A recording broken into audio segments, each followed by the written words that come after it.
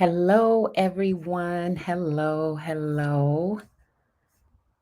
Um, I thought I would take some time to just come on here and say hello.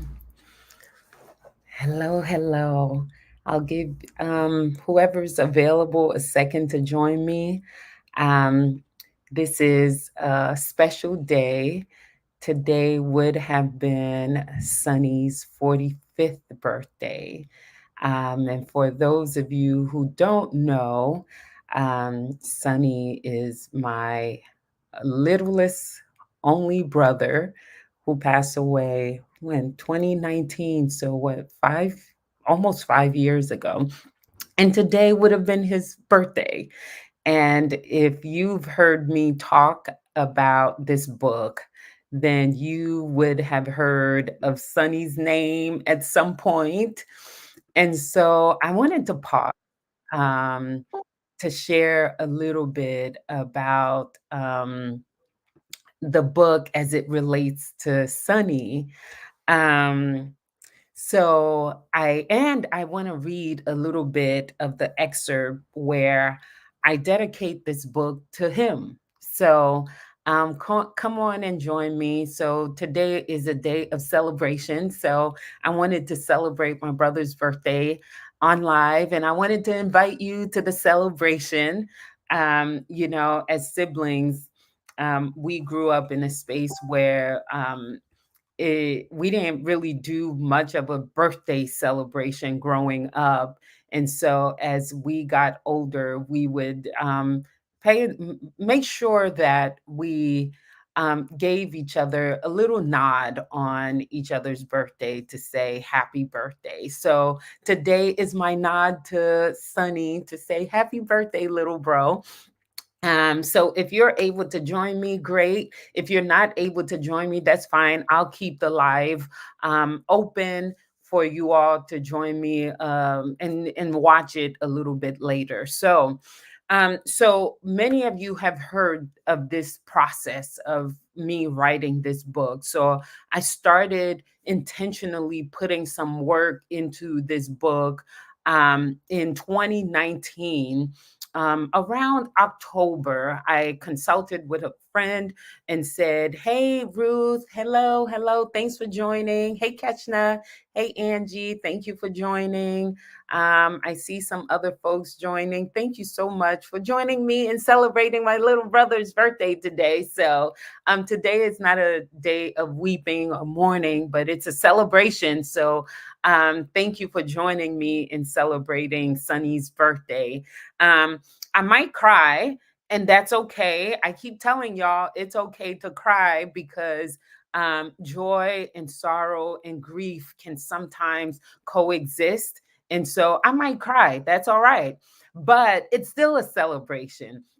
So as I was sharing, in 2019, I started putting words to this book, and I called a friend of mine, and I asked my friend, "Can you help me put this book together?" Sometime in October.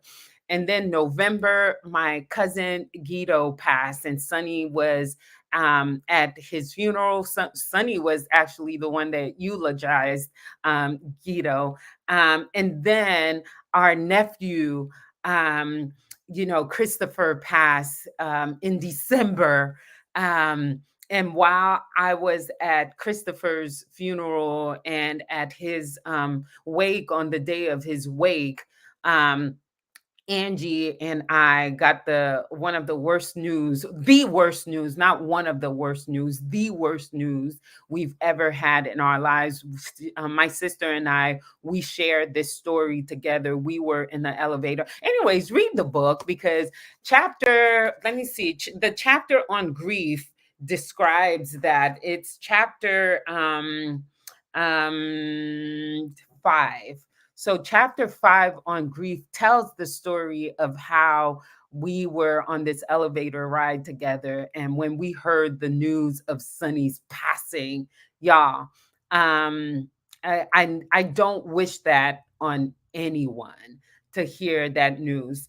And so when I heard of Sonny's passing, as I was going to Christopher's wake, yeah, I couldn't say anything to the family. It was the hardest day of my life.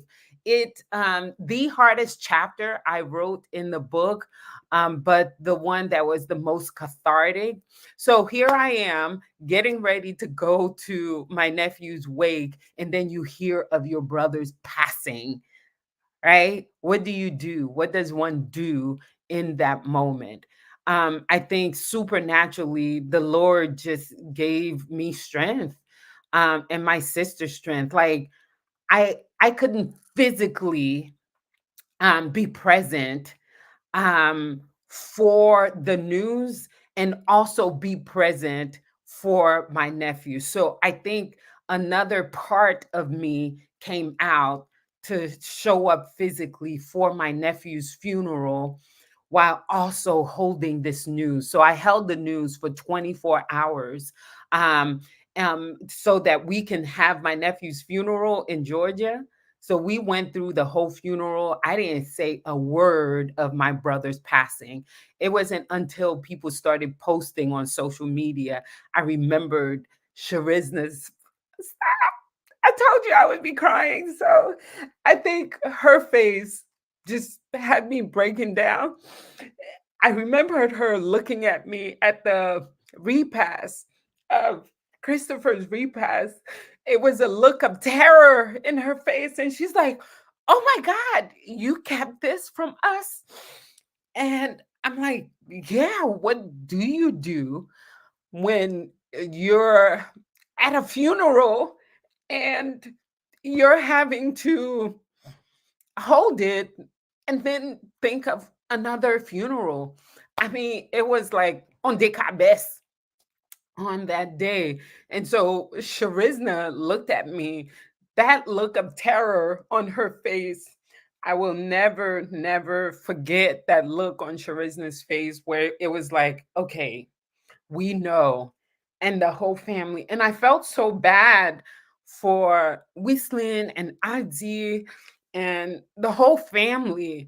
They hadn't even had enough time to process their son's funeral, and then having to come to us and, you know, express condolences. It was the worst, the worst. Now, I told y'all I would be crying.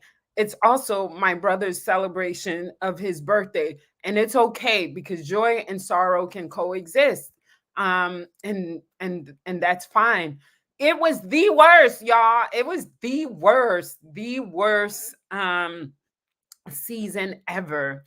And so after I get the look of on Sharizna's face and the family's face, and we're all in this space together of, okay, Christopher's death and here's Sonny's death, and we're having to hold this thing together. I still grieve that moment for us as a family. I still grieve it a lot.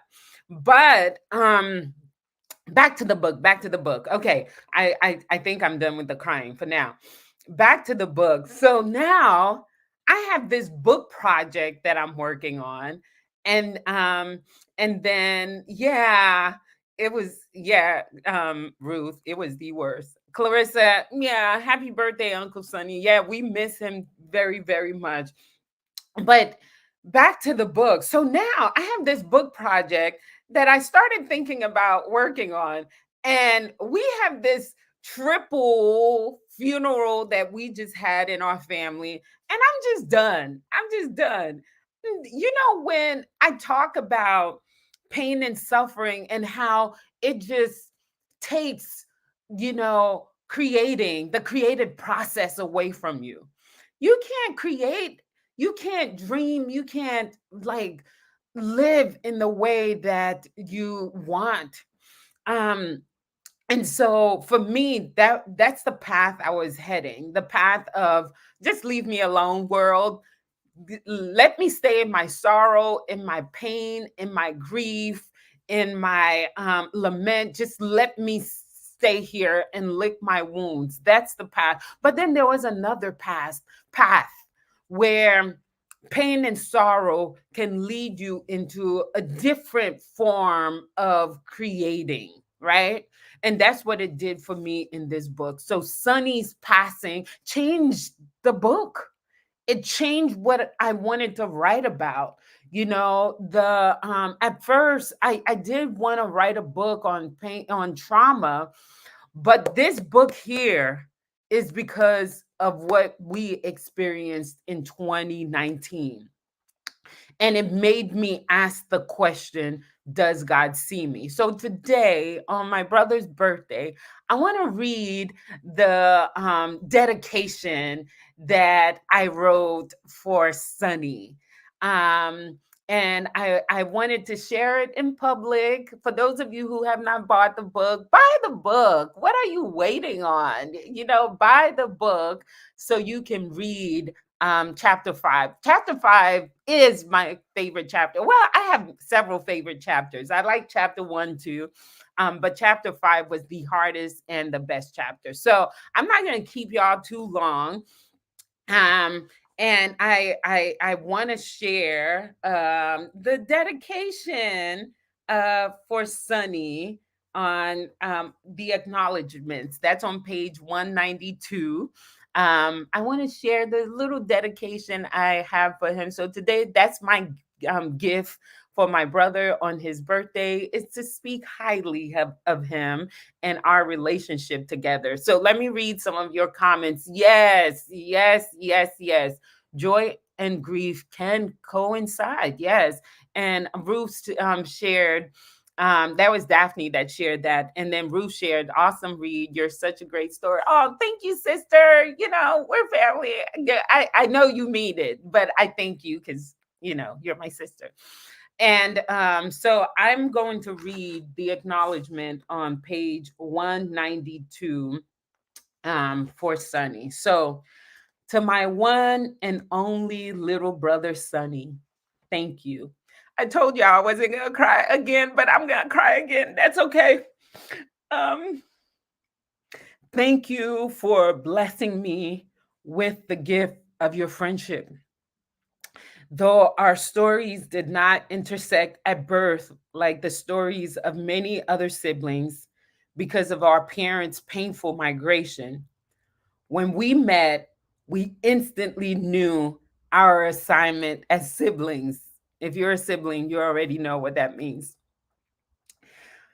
When we became loyal allies, being siblings meant forming a bond that could never be broken, no matter how far apart we were or how angry we were at each other. Oh my gosh, the crazy fights. And not even death, not even death. Your presence in my life in those early years in the US made life bearable and meaningful. You became my laughing buddy. We laughed a lot. Our family laughs a lot. It, I think it was a way for us to get through the challenges in our family. Um, the way we would laugh hysterically over the silliest things was life giving. I often wondered what it was like having all sisters, 5 to be exact. I learned at your funeral how proud you were of us, describing us each by personality and vocation. It warmed my heart when someone at your funeral said, "So you're the sister who's a pastor living in Texas?" He talked about his sisters all the time. Oh, that broke me at his funeral again. Though I continued to mourn not having had enough time to live near each other as adults, to enjoy our friendship, I believe you've given me enough to carry me through the rest of my journey. This book would not be possible if not for you. Your passing gave me the boldness and sense of urgency to write from a place of authenticity, to help people heal from trauma and meet God in their healing journey. So thank you for constantly whispering in my ear, "Go, sis, you got this." I miss you every day till we meet again. So this was the acknowledgement to Sonny. It's in the back of the book, so you have to read all the way through to get to the acknowledgement. But I wanted to pause today to say happy birthday to my little brother. We miss you every single day. It almost feels like I think it's becoming more and more real that he's gone, while at the same time, the memories feel like they happened yesterday. So, thank you all for joining me on this brief live. I will come back on weekly to share some tidbits about the book, life, and otherwise. But I want to thank you for joining me live today as I shared a little bit about Sonny. And thank you for joining me to say happy birthday to my little brother. So, um, happy birthday, little brother. We miss you every day, every day. You're welcome, Keshna. And oh, of course, I want to apologize for crying. I'm sorry, but not sorry at the same time. So it is what it is. But thank you all for joining. Thank you for helping me celebrate Sonny's birthday. Yay! Happy birthday, bro. Mwah.